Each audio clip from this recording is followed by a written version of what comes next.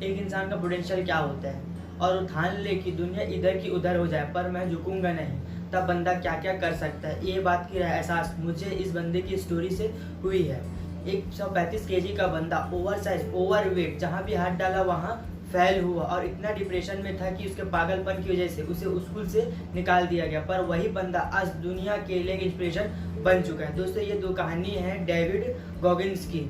वो बंदा पहले क्या था और क्या बन गया ये आपको अगर स्टोरी में पता चल जाएगा। पर बंदा एक बार ठान ले कि दुनिया इधर की उधर हो जाए पर मैं रुकूंगा नहीं, तब बंदा बहुत कुछ कर सकता है। ये स्टोरी मैं डेविड की बुक कांट हर्ट मी से बता रहा हूँ। आपको अगर इनकी पूरी स्टोरी जाननी है तो आप इनके बुक को पढ़ सकते हैं।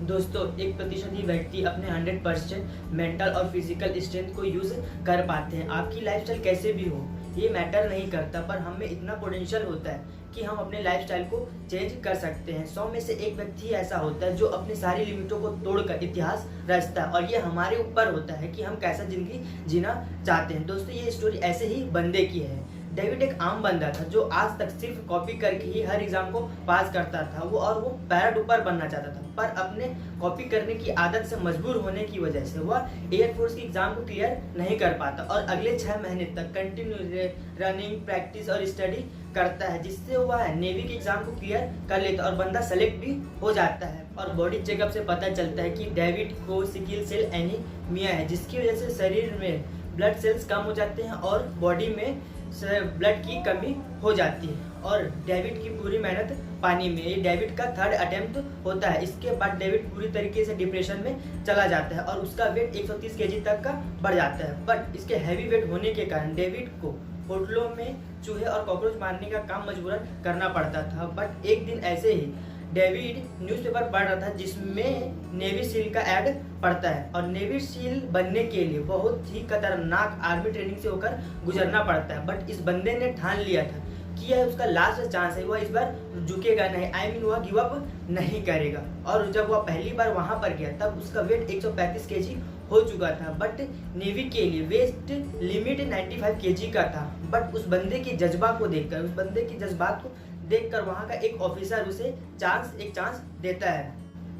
और डेविड के पास 3 महीने का वक्त होता है और उसे इस 3 महीने में अपने 40 किलो का वेट लॉस करना होता है। सो ऑब्वियसली सुनकर ये इम्पॉसिबल लगता है, बट इस बंदे ने इस चैलेंज को भी एक्सेप्ट कर लेता है और अगले दिन से ही रनिंग प्रैक्टिस और इसके स्टार्ट कर देता है। जब वह रनिंग करता है तो 1 किलोमीटर की दूरी में उसका मन गिव अप करने का सोचने लगता है। बट इस बंदे ने हार मानना भूल ही चुका था। यह अपने आप को हर एक बार खुश करता था, आज से बेटर कल, कल से बेटर परसों, और अपने आप से हर रोज चैलेंज करता था। और यह बंदा हर रोज सुबह 4:30 बजे उठकर साइकिलिंग करता था और हैवी वेट होने के कारण इसे रनिंग करने में काफ़ी दिक्कतें आती थी। और बॉडी में कम कैलोरीज के लिए दिन में सिर्फ एक बार, कड़ी मेहनत करने के बाद भी सिर्फ एक बार भोजन करता था। और इस बंदे ने खुद को इतना पुश किया कि सिर्फ 2 हफ्ते में 10 किलो का वेट लॉस कर दिया। शौक लगा? ऑब्वियसली आगे आपको और भी शौक लगने वाला है। दोस्तों ये वही बंदा है जो 1 किलोमीटर आगे दौड़ने के बाद ही इसका मन गिव अप करने को होता था। बट आज वही बंदा 10 किलोमीटर तक आगे आराम से दौड़ने लगा और 30 किलोमीटर तक आराम से साइकिलिंग करना स्टार्ट कर दिया। हाँ दोस्तों ये वही बंदा है जिसके हैवी वेट के कारण कोई इसे जॉब नहीं दे रहा था, और आज वही बंदा नेवी में भर्ती होने वाला होता है। और नेवी भर्ती होना अलग बात है और वहाँ टिकना अलग बात है। नेवी सील को बहुत ही खतरनाक हर ट्रेनिंग से होकर गुजरना पड़ता है, चाहे वह ट्रेनिंग के हमले हो या अंडर डीप वाटर प्रेशर हो।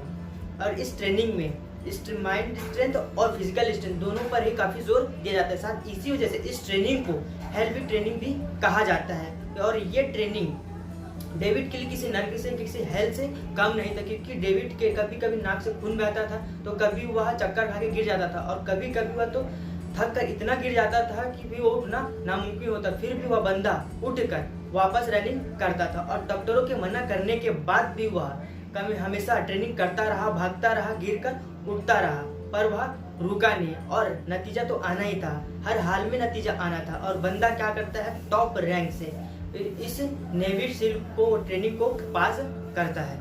लेकिन इस हार्डकोर ट्रेनिंग की वजह से डेविड के घुटने में दर्द शुरू हो गया था, और 1 हफ्ते के रेस्ट के बाद भी वह पेन कम नहीं हो रहा था और डॉक्टर ने उसे सलाह देती है कि 5 महीने उसे रेस्ट करना होगा, पर वह डॉक्टर की सलाह को वो एक्सेप्ट नहीं करता और वह ट्रेनिंग में लग जाता है। जब ट्रेनिंग स्टार्ट होता है तो उसका घुटने का पेन एक्सट्रीम लेवल पे होता है और वह जब ट्रेनिंग के लिए पानी में जंप करता है तो वह बेहोश होने ही वाला होता है, बट उसको अपना फ्लैशबैक दिखता है और उसका विल पावर इतना स्ट्रांग होता है कि वह डिसाइड करता है कि पानी के सरफेस पर आना है। और जब वह पानी के सरफेस पे आकर बाहर रनिंग करना स्टार्ट करता है तो वह देखता है कि उसका घुटना टूट चुका है।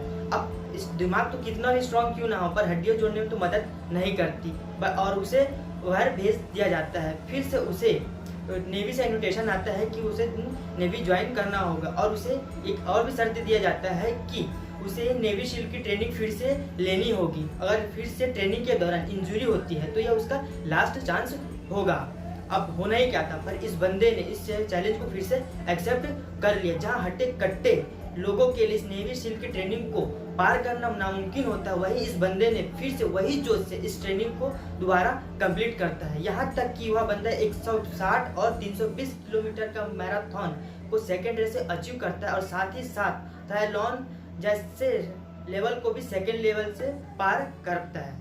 और दोस्तों, ट्रायथलॉन के बाद जब पैर में स्वेलिंग होती है तो चेकअप से पता चलता है कि डेविड के हार्ट में छेद है और डेविड के हार्ट में छेद होने के बाद डॉक्टरों को ये जानकर उस पर विश्वास नहीं हो पा रहा था कि कोई बंदा हार्ट में छेद होने के बाद भी ट्रायथलॉन और नेवी शील्ड जैसे ट्रेनिंग को पार कर सकता है। डॉक्टरों का कहना था कि डेविड की सिचुएशन में किसी नॉर्मल इंसान का जिंदा रह पाना नामुमकिन था, बट इस बंदे ने पॉसिबल कर दिखाया और यह पॉसिबल हो पाया डेविड के विल पावर और उसके ठान लेने की इच्छा की वजह से।